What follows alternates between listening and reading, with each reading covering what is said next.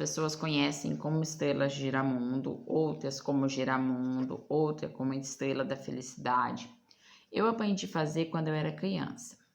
Porém, fiquei muito tempo sem fazer, esqueci um pedaço, acabei por lembrar de outro, fui pesquisar alguma coisa na internet.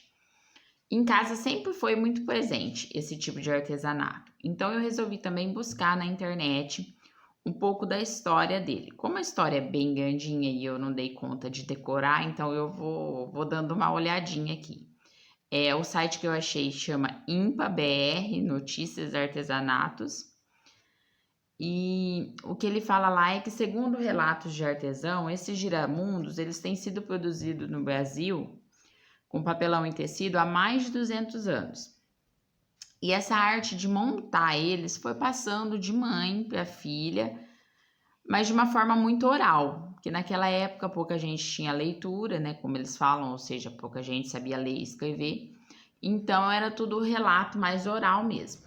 Os poucos relatos que se encontram na internet sobre a origem desse giramundo, ele explica que em algumas regiões do Brasil era comum as mães fazerem esse giramundo como presente de casamento para as filhas. Daí o nome de giramundo ou estrela da felicidade.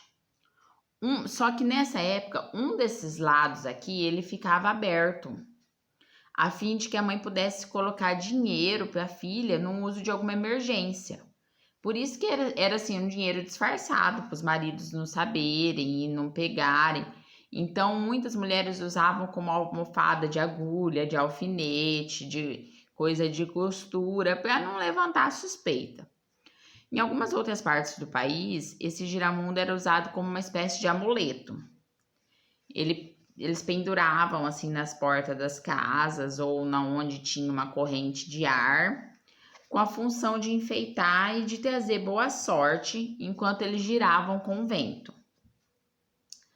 A diversidade cultural do nosso país fez com que esse giramundo ele ganhasse vários nomes de acordo com cada região brasileira. Então é comum ele ter mais de um nome. Por exemplo, flor de mandacaru, carambola, estrela, segredo, cofrinho, estrela da felicidade, estrela de Santiago, estrela de São Miguel, espinheiro, agulheiro, pindaíba ou pindaíba.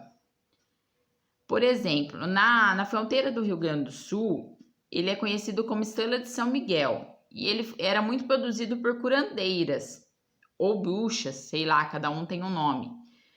Cada um fala como preferir.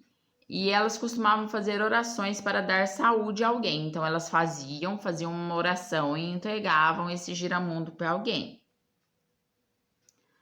Já aqui no interior de São Paulo, as moças produziam ele como cofrinho para usá-lo como porta-joia ou porta-dinheiro. Então é o que eu falei, deixa uma abertura dessa, deixa uma parte dessa aberta para colocar coisa lá dentro. Né? No Rio de Janeiro, as estrelas eram uma espécie de ritual de passagem. Como assim? Então as mães faziam, presenteavam as filhas com um feito já assim pronto, para que a moça tivesse sorte no casamento e representasse, cada pedacinho de tecido desse representasse uma etapa da vida dela. Então, batismo, aniversário, datas importantes. Então, a maioria fazia com retalho até dessas próprias vestimentas, desses fatos históricos da vida da pessoa. Eu já vi gente fazer como, de repente, uma roupa de algum ente falecido para guardar de lembrança. Eu vi isso também. Essa estrela, ela simboliza que é uma nova história. Então, ou seja, que a jovem, que a moça, a filha, ela está começando uma nova história, ela está começando uma nova família. Por isso, as mães presenteavam. Acredita-se que o giramundo, eles chegaram no Brasil através dos portugueses, que vinham com a família por volta do século XIX. E no primeiro instante, era uma tradição das famílias com melhores condições de vida financeira fazerem esses giramundos e darem para as filhas de presente quando casavam-se com fazendeiros do açúcar, do café, da criação de gado, enfim, sitiantes da zona rural. Os giramundos, por causa disso, foram se espalhando, até que eles ficaram comum entre os pobres também. Então, primeiramente, eles eram uma coisa só dos ricos, só da classe alta. Segundo uma pesquisa, até por volta de 1950, algumas escolas rurais do Rio Grande do sul do país em especial, eles ensinavam as crianças ainda a produzir o giramundo.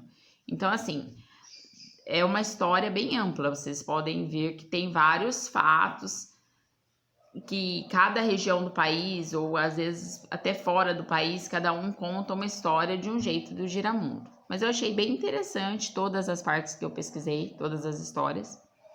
E eu acho que vale a pena a gente sempre agregar um conhecimento àquilo que a gente já tem. Espero que vocês tenham gostado.